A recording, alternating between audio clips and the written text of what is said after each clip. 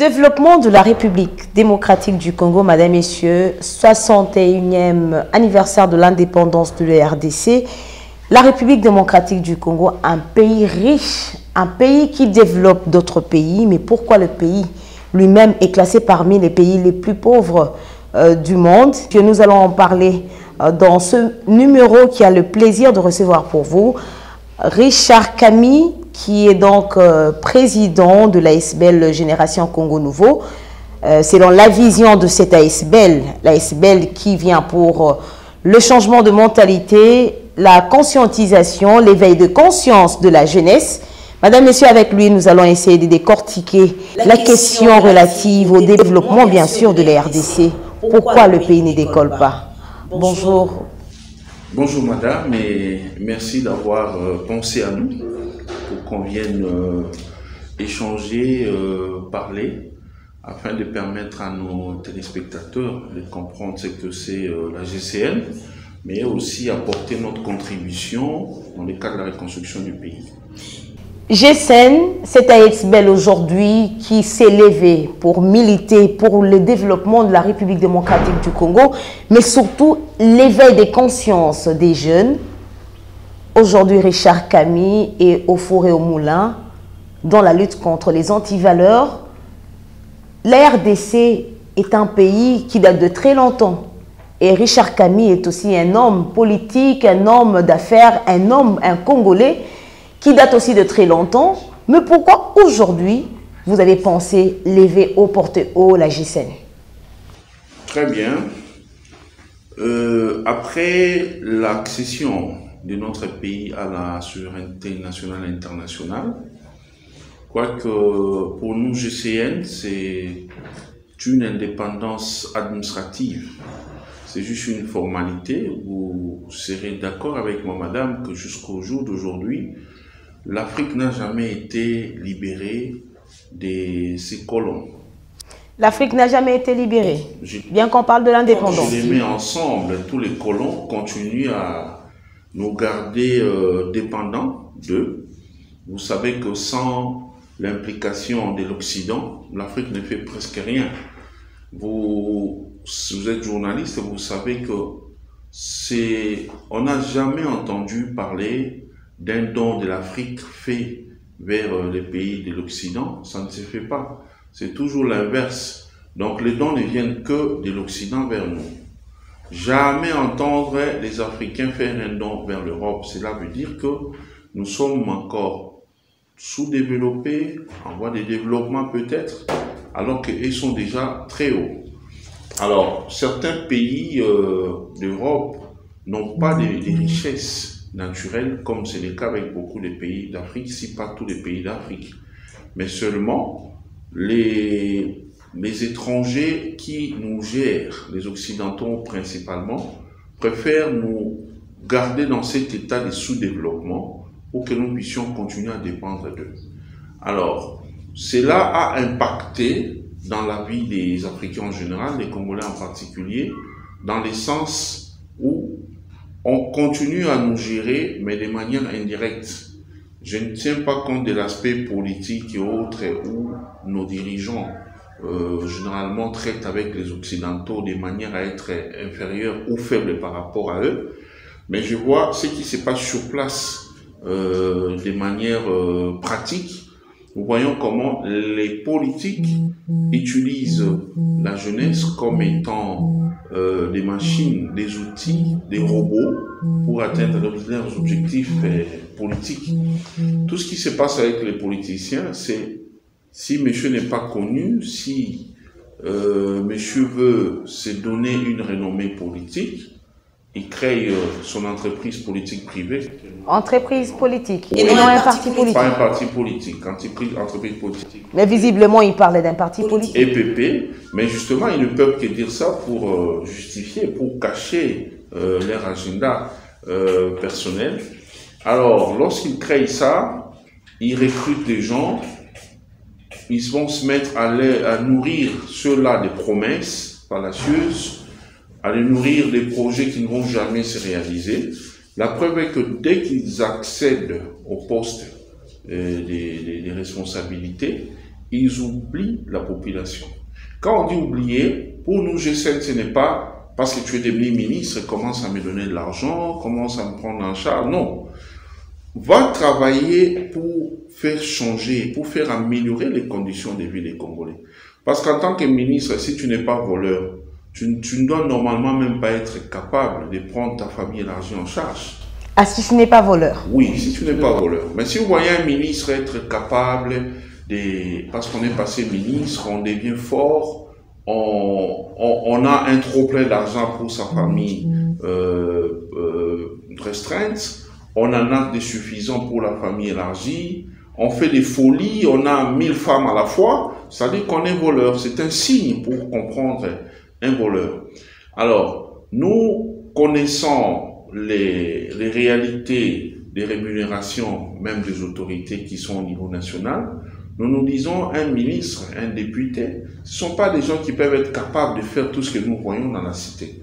Alors, avec ça, on ne peut pas compter ou espérer gagner directement de l'argent. Tout ce que nous voulons, monsieur, tu as eu la chance, grâce à notre accompagnement, d'accéder au poste de commandement, à gérer une portion de pouvoir de l'État, va travailler pour notre intérêt. C'est-à-dire, tu es ministre d'un secteur donné, va avec des propositions de réformes. Je ne refuse pas. Tout dépend d'abord de la volonté politique, de la ligne politique du président de la République qui est en fonction. Or, nous savons avec Félix Tshisekedi que monsieur a la volonté de voir les Congolais vivre aisément dans leur pays. Nous les voyons. De par tout ce qu'ils posent comme acte du côté de la justice pour traquer les criminels économiques qui ont eu à agir par le passé, les traquer de manière à les punir par rapport à ce qu'ils avaient posé comme acte, mais aussi lutter si possible pour faire retourner les deniers publics du Trésor. Richard Kami, vous avez essayé un peu de décortiquer, d'expliquer à la population qui est en train de vous suivre ce qui s'est passé depuis l'indépendance jusqu'à ces jours. Mais vous avez parlé de l'homme politique aujourd'hui qui certainement, selon vos dires, est le frein du développement de la RDC. Est-ce qu'aujourd'hui on peut parler du changement de mentalité de ces hommes politiques? Non, avec la classe politique actuelle, il faut oublier. Il faut oublier. Il faut oublier. C'est pourquoi vous voyez même que... Est-ce qu'il y a moyen de faire un lien entre l'homme politique de 1961 et celui d'aujourd'hui? À mon sens, il n'y a pas de différence. Il n'y a pas de différence. Il n'y a pas de différence en dehors de la clique Lumumba. Lumumba qui a été... Non, Lumumba c'est la dernière génération qui a été bonne pour des signaux forts pour le développement. Oui, Lumumba qui a été assassiné 6 mois seulement après l'accession de notre pays à la souveraineté nationale et internationale, comme on l'a dit, a été assassiné avec ses compagnons et plusieurs autres cadres de sa génération étaient découragés de voir que Lumumba avait été assassiné. Alors par rapport à ça, il y a des personnes, des Congolais de bonne volonté qu'on n'avait peut-être pas connues parce qu'ils avaient peur, ils étaient dissuadés de travailler pour leur pays par rapport à ce qu'ils avaient vu avec Lumumba. Alors tous les autres criminels économiques opportunistes qui étaient là avaient préféré rejoindre le pouvoir. Vous savez vous-même comment les choses se sont passées avec les maréchals pendant 32 ans. Alors qu'ils étaient jeunes, mais ils ne voulaient pas servir leur pays. Ils préféraient être au service de leurs maîtres, qui étaient les impérialistes. Et incapables de servir les pays, le miette qui leur restait, ils préféraient empocher.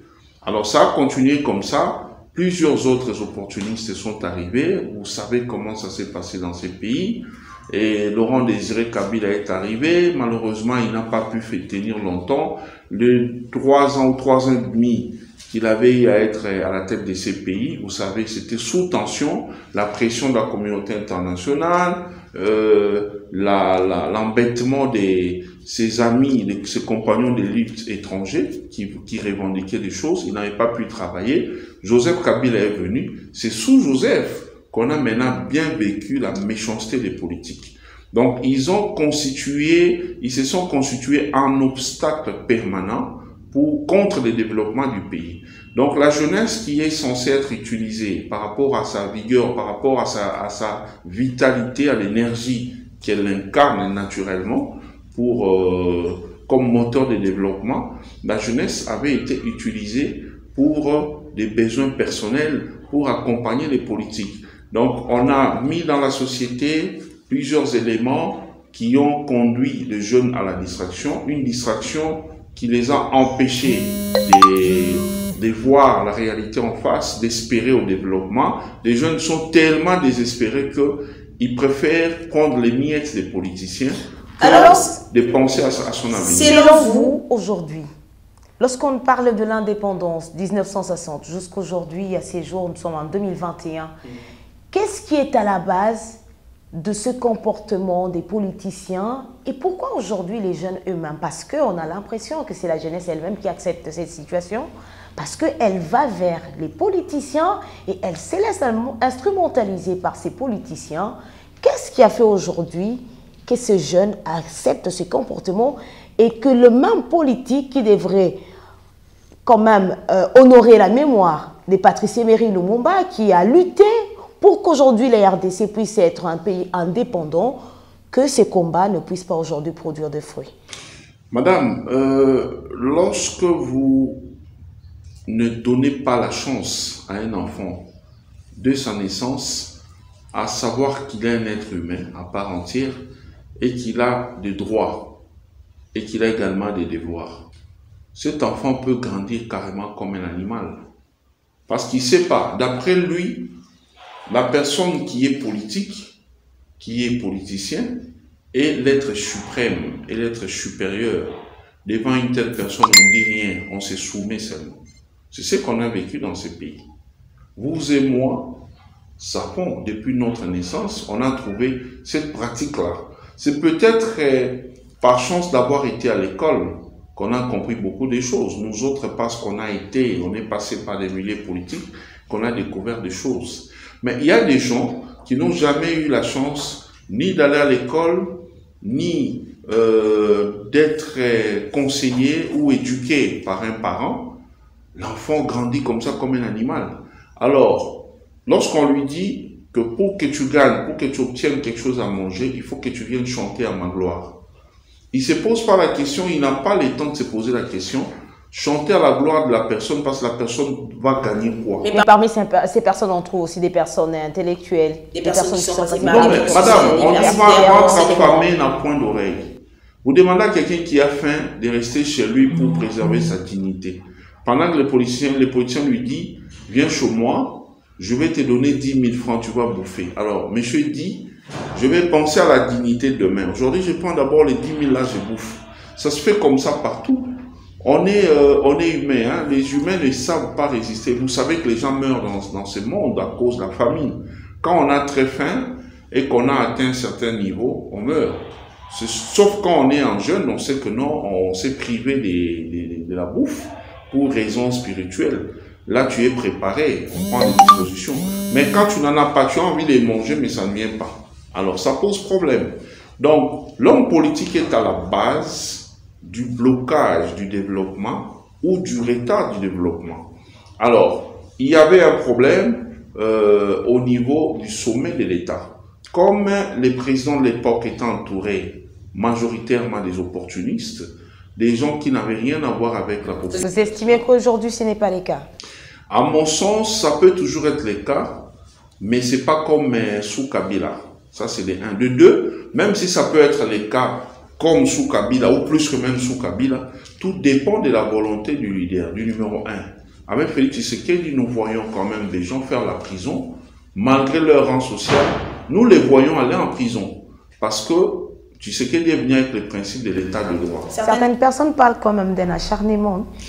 Oui, ils ne peuvent que dire ça, hein. Vous savez, quand la politique c'est des bonnes guerres, hein. On ne peut que dire ça parce qu'ils savent combien ils ont abouti la population. Ils savent que la population n'aura pas le temps de comprendre ce qui se passe. Alors que la GCN fait un grand travail. La GCN abat un travail important aujourd'hui qui conscientise le peuple, qui conscientise les jeunes.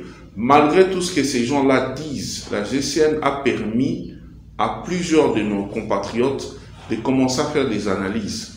Tu as posé des actes qui t'ont poussé en conflit contre la loi. Mais lorsqu'on cherche à te punir, on dit non, c'est de l'acharnement. Non, quand tu étais aux affaires, tu étais en bonne position. Tu savais pas que le pays allait changer et que les changements allaient arriver. Tu croyais tout permis parce que tu te disais on va continuer à les maintenir en prison. Alors maintenant qu'un président qui a les soucis de ses semblables arrive, il met en place, même si maintenant ça boite encore à cause justement de tous ces criminels économiques qui mettent des crocs en jambes partout, mais on voit quand même les choses se passer comme il faut. Je vais prendre un exemple. Nous ne sommes pas dans une émission politique, mais on peut prendre un exemple parce que vous savez que tout tourne autour de la politique. La vie des humains est tributaire de ce qui se passe en politique. Prenons l'exemple de ce qui s'est passé au Sénat il y a 2 jours. Lorsqu'il y avait plénière, lorsqu'il y avait session, on a demandé aux députés, aux sénateurs de lever des humilités pour leurs collègues Matata Ponyo. La majorité a refusé. Pour des raisons inavouées, ils ont refusé. Et pourtant, il fallait épargner Matata Ponyo du stress. Il fallait l'aider à aller carrément devant le du stress. Parce que lui prétend être clean. Il continue d'ailleurs à justement, madame, quand je pense être innocent, je dois aller me présenter pour m'expliquer. Quand je vais m'expliquer, si je suis sûr de ce que j'ai dit, j'ai de preuves, je serai acquitté. Alors, aussi longtemps que monsieur ne voulait pas se présenter, c'était un stress. Or, par rapport à l'âge, il n'est pas si vieux, mais quand même, avec l'âge qu'il a, il a assumé de grandes responsabilités dans ces pays. Il ne va pas nous dire qu'il est vraiment clean, non. Donc, on ne sait jamais qu'il aille d'abord là-bas. Nous, en tant que GSM, les souhaits, d'abord notre joie est que, grâce à l'impulsion de Félix Tshisekedi, les institutions de l'État sont en train de fonctionner à la satisfaction, même si elle n'est pas encore totale, mais elle fonctionne à la satisfaction plus ou moins de la population. De la population, mais pas du président lui-même, Félix Tshisekedi. Oui, parce que... Il y a quand même une idée de face à la justice. Justement, parce qu'il y a encore des situations qui fâchent. Je peux vous donner l'exemple. Je prends vraiment un exemple. Il y en a plusieurs, il y en a beaucoup, hein. Il y a des gens qui viennent déposer leur plainte ici, nous donnent des informations par rapport à ce qui ne va pas dans leur dossier. Je ne vais pas d'abord parler de ça, je prends les cas de Gabriel Mokia, qui est bien connu dans ces pays. Gabriel Mokia, dans toutes ses émissions, il ne cesse de déplorer tout ce qui se passe, les irrégularités qu'il y a dans l'appareil de l'État. Gabriel Mokia se plaint. Imaginez l'État, la justice dit que ça, ce sont vos biens, on vous les retourne, on vous restitue vos biens officiellement. Mais on demande à un conservateur de rétablir ou de réhabiliter vos titres de propriété. Monsieur refuse pour des raisons qu'on ne connaît pas. Derrière lui, il y a des gens de l'ancien régime qui prétendent encore être forts. Est-ce que vous êtes sûr que ce sont des gens de l'ancien régime? Oui, mais justement, ce sont pratiquement les personnes dénoncent aujourd'hui. Je ne vais pas citer les noms ici. Mais Gabriel Mo qui m'a parlé, il m'a même cité les noms des gens. Vous voyez? Donc il y a encore des moutons noirs, même au sein de l'appareil judiciaire, qui agissent encore en faveur des criminels. La GSN a fait confiance à Gabriel Mo. Mais parce qu'il a prouvé, il a ses papiers. Il a des papiers. Oui, on a même déjà signé pour que le déguerpissement se fasse. On peut avoir les services de sécurité, la police qui est censée accompagner les huissiers qui doivent aller exécuter. Les généraux refusent d'aller exécuter. Il s'érige lui aussi en tribunal, il veut commencer à juger. Tout ça là, quand vous suivez, il y a toujours des histoires de corruption derrière. Quand elle avait fait, vous voyez, c'est normal que Félix Tshisekedi... Ce n'est pas facile pour l'actuel président de la République. Ce n'est pas facile pour lui. C'est pourquoi nous disons, pas en tant que membre militant de l'UDPS ou quoi, non. En tant que citoyen de ces pays, nous avons droit à... En tant que GSN. Oui, oui. Nous voulons voir un président qui a un leadership qui favorise le bien-être des Congolais et continuer à être à la tête du pays. Nous ne sommes pas encore en 2023 pour parler des élections, mais moi je dis, si jamais on est en 2023, je préfère encore Félix Tshisekedi que des gens que je ne connais pas, qui viendront peut-être encore pourrir la vie aux Congolais. Parce qu'avec Félix Tshisekedi, nous voyons déjà, plus il prend les contrôles de tous les leviers du pouvoir, moins les Congolais se plaignent. La question sociale, nous avons vu ici, il y a eu un débat autour comment on dit, le choix des prix, la grille tarifaire. Oui, avec le produit surgelé. Oui, qu'on devait rabaisser les prix et tout ça. On a vu comment il y a eu... D'ailleurs, on va en parler tantôt, mais d'abord une question qui concerne l'économie du pays. Aujourd'hui, est-ce qu'on peut parler de l'indépendance seulement politique en RDC et de l'économie? Parce qu'on a l'impression que l'économie de la RDC n'est pas encore du tout indépendante. Dans l'entame de cette émission, j'avais déjà dit que nous sommes encore dépendants tout et pour tout. Tout et pour tout. Sur le plan social. Donc, la RDC, les Congolais n'ont pas raison de parler de l'indépendance. Culturel, nous sommes encore dépendants de l'étranger. Cela se prouve. Lorsque vous discutez même le gouvernement, la FEC, pour des surgelés qui doivent arriver de l'étranger, c'est une dépendance. Déjà pour commencer, madame, vous savez, ces surgelés-là, on ne sait pas, ça prend combien de temps avant de nous arriver ici, certainement des années, et pendant tous ces temps-là, pour la conservation, on y met des produits chimiques pour que ça ne puisse pas se décomposer. Mais ces produits-là, lorsque ça arrive, est-ce que... Ça a des conséquences sur la santé? Mais normalement, oui, normalement. Parce que quand ça vient, est-ce que notre façon de laver, de nettoyer ces produits avant de les consommer, est-ce suffisant par rapport à la santé? Je me pose des questions. Là, c'est au moins pour des gens qui les consomment, mais en les préparant à la maison. Mais aujourd'hui, comment vous préparez ça, qui font des ngadans tabac dans des coins, vous savez qu'ils ne nettoient même pas. Les gens consomment directement comme ça. Alors, vous voyez quelle incidence il y a sur la santé. Donc, nous avons des services de l'État qui sont là de nom, mais qui ne font apparemment rien pour l'État. Mais comment voyez-vous aujourd'hui ce bras de fer entre le gouvernement et la FEC? Mais de l'autre côté, le gouvernement affirme avoir pris langue avec tous les entrepreneurs, les personnes qui interviennent dans ces secteurs-là. Mais malheureusement aujourd'hui, comment aujourd'hui la GCN voit ce bras de fer entre la FEC et le gouvernement? J'avais parlé à l'époque avec un de vos journalistes, je crois que c'était lors d'une émission, on avait parlé autour de ça. Je m'étais réservé de trop commenter parce que je n'avais pas encore la version officielle. Mais lors de la sortie médiatique, la toute dernière du chef de l'État, j'ai eu l'explication. Les gens, au niveau de la FEC là, il y a des gens qui roulent contre les intérêts du peuple. Le chef de l'État l'a si bien dit, son ministre de l'économie a plusieurs fois invité ses opérateurs économiques à venir autour de lui pour échanger sur cette question. Parce que les Congolais ne peuvent pas continuer à consommer des produits déjà pour lesquels on ne fait pas trop confiance par rapport à la conservation, mais les consommer en plus trop cher. C'est pas normal. Alors, les chefs, grâce à ces livres, la GCN a eu de l'éclaircissement et aujourd'hui, on prend position pour dire que nous fustigeons le comportement de la FEC. À l'époque, les décideurs ne voulaient pas venir. Ils laissaient leurs représentants, leurs collaborateurs répondre aux invitations du ministre. Alors maintenant que le gouvernement a levé des options, instruisant les ministres sectoriels de faire revoir à la baisse les prix de ces denrées, alors ils sont maintenant agités, c'est maintenant qu'ils sont venus pour négocier. Donc, j'estime que par rapport à la FEC, les chefs de l'État et ses services devront ouvrir les yeux, voir comment on peut, si pas remplacer, parce qu'il y a des gens qui veulent venir faire des affaires dans ces pays. On ne peut pas être là à cajoler des gens comme s'il n'y avait pas d'opérateurs économiques. Il y a beaucoup de gens dans ces pays qui ont de l'argent, mais qui n'ont peut-être pas accès à cette FEC-là. Alors, mieux vaut créer aussi des réformes là-bas, donner aussi la chance à d'autres opérateurs de venir œuvrer pour la population. S'ils posent des problèmes, genre, ils payent des taxes chères, alors à l'État de revoir tout ça là. Mais ça va se faire où? Ça va pas se faire dans la rue.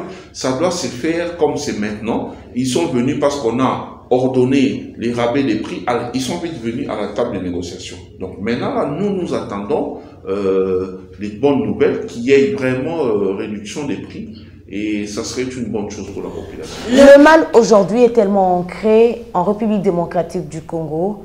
Est-ce que la GCN est en mesure de relever ce défi? Et comment vous allez procéder? Mais bien sûr, la GCN n'est pas aux affaires.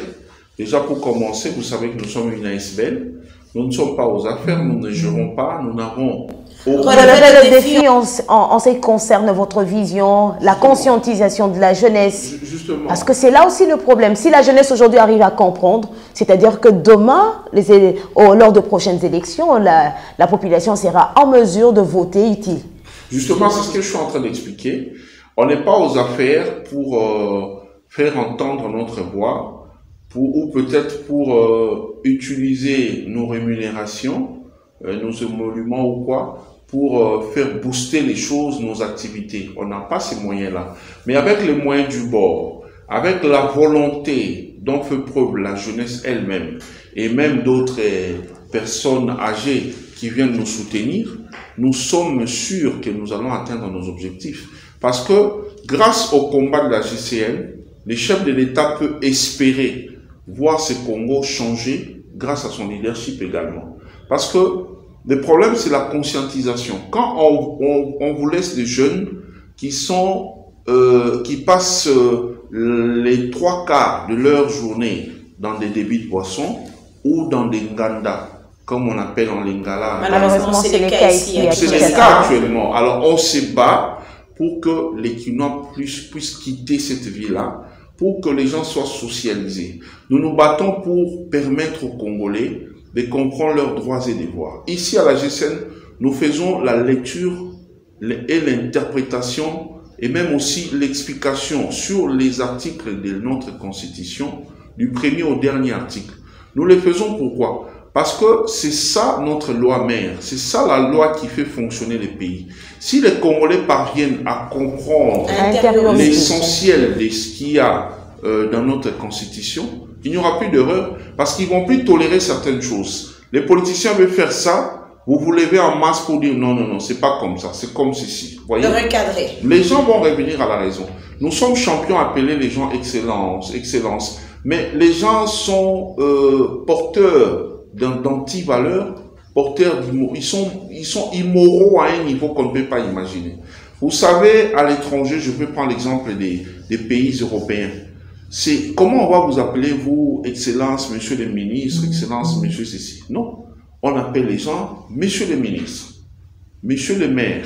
Il n'y a pas d'excellence, toutes ces formules-là de respect. Non, on retrouve ça, c'est moi. On retrouve ça ici, alors que les gens qu'on appelle excellence, là, vous appelez votre propre voleur excellence.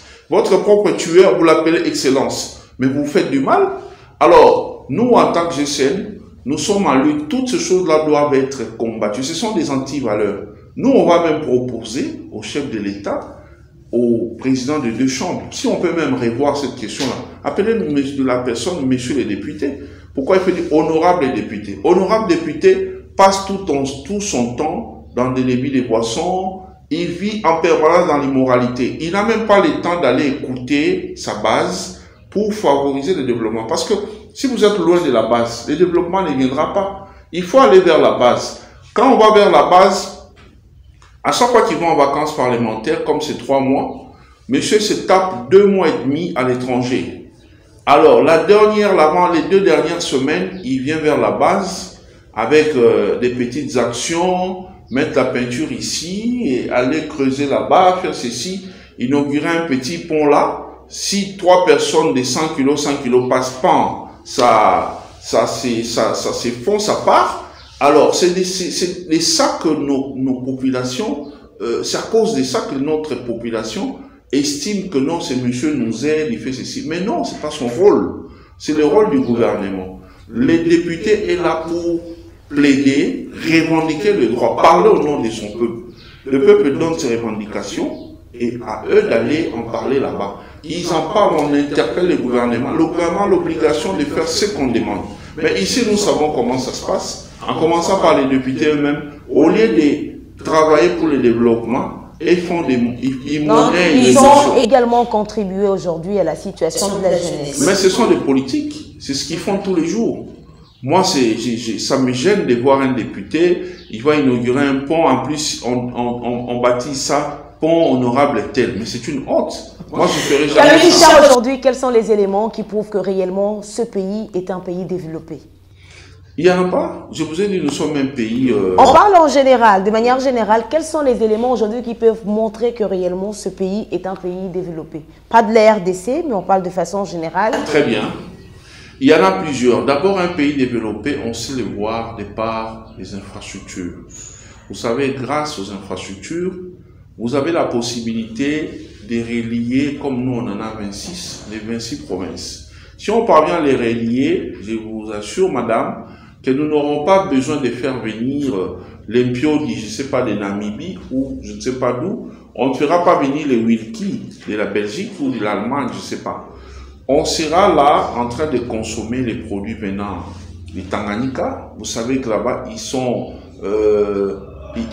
les poissons meurent de vieillesse parce que ça ne se consomme pas tellement. On ne sait pas les évacuer vers les grandes villes. Comme c'est le cas dans le Congo central également. Oui, comme c'est le cas également à l'Équateur. Donc, il y a beaucoup de provinces qui peuvent nourrir Kinshasa et les restes des provinces où il n'y a pas de... Est-ce que c'est encore possible pour la RDC? Donc, les infrastructures d'abord, on est en retard. Les régimes Kabila pensent avoir fait des choses. Jusque-là, on n'a rien. Si vous allez, par exemple, en Afrique du Sud, c'est long.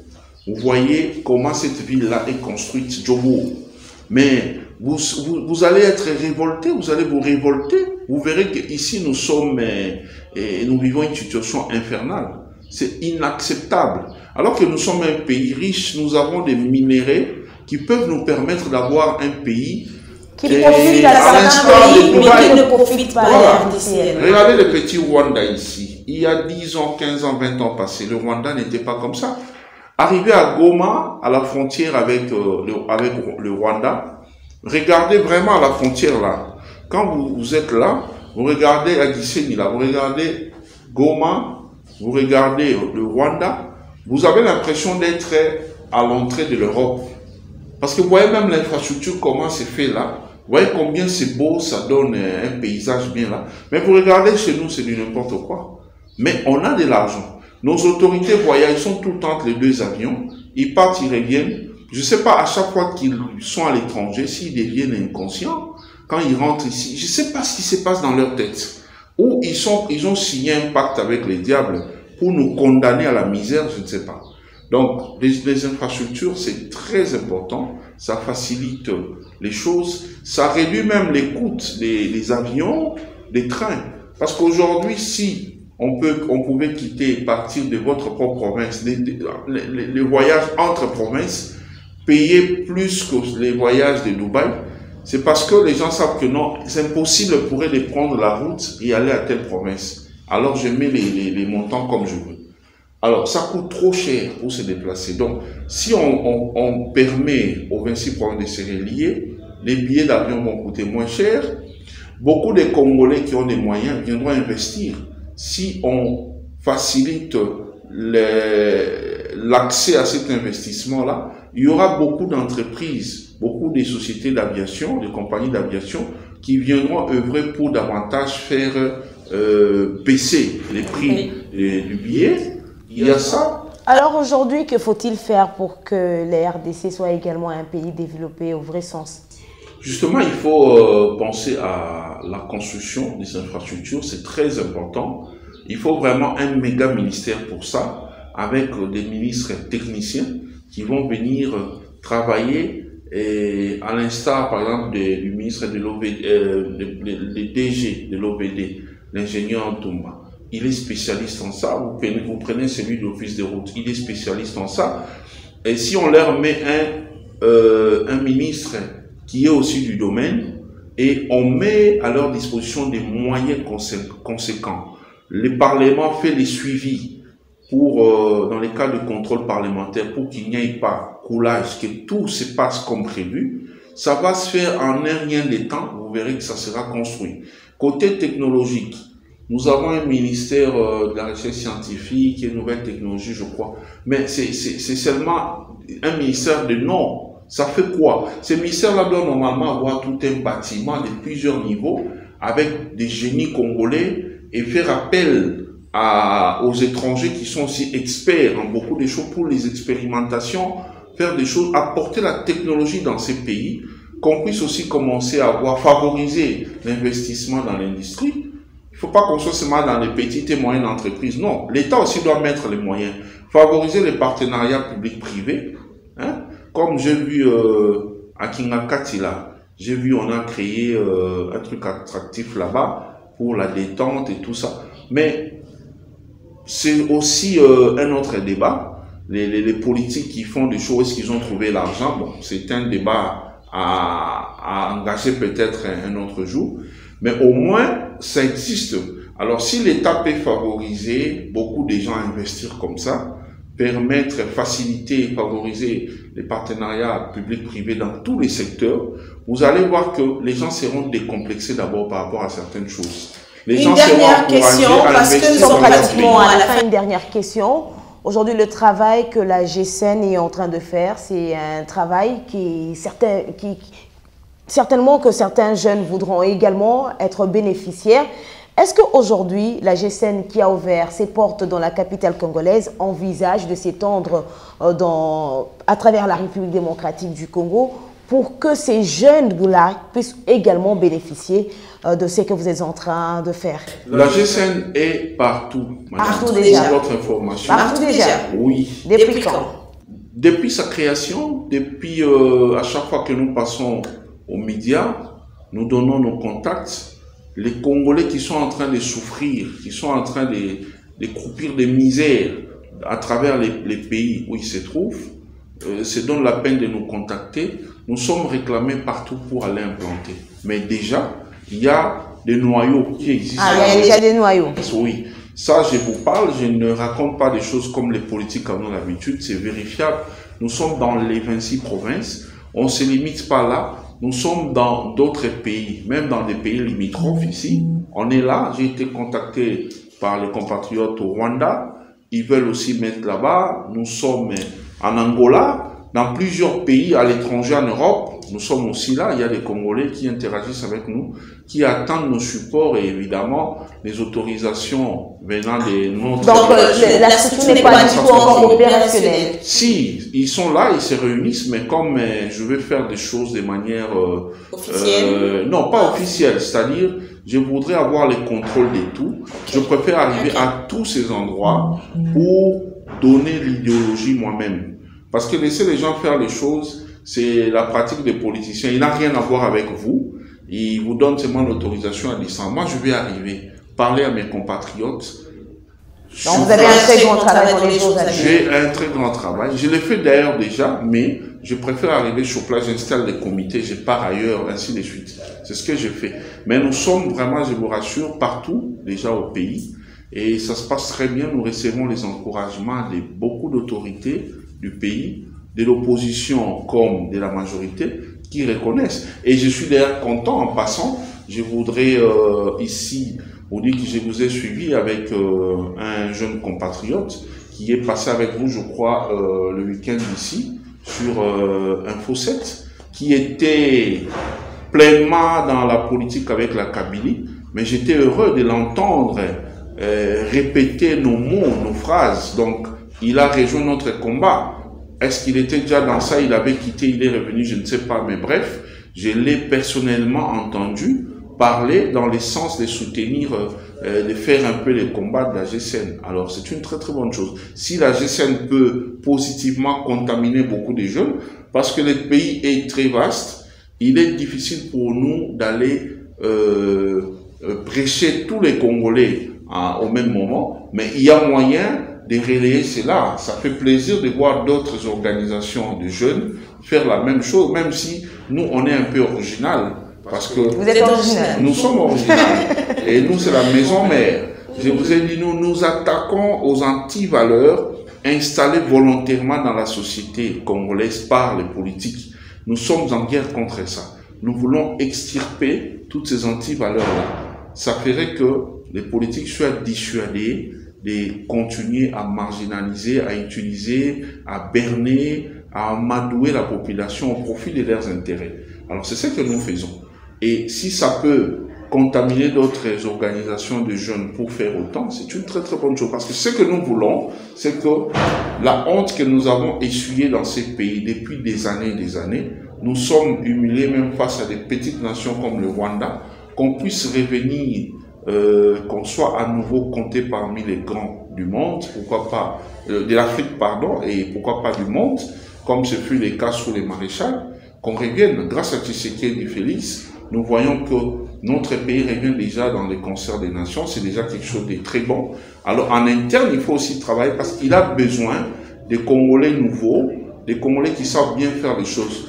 Pas d'anciens politiciens qui sont derrière des ménopausés politiques, qui proposent n'importe quoi pour apparaître seulement qu'on parle d'eux encore dans l'actualité, mais qui n'ont plus rien, qui sont morts politiquement.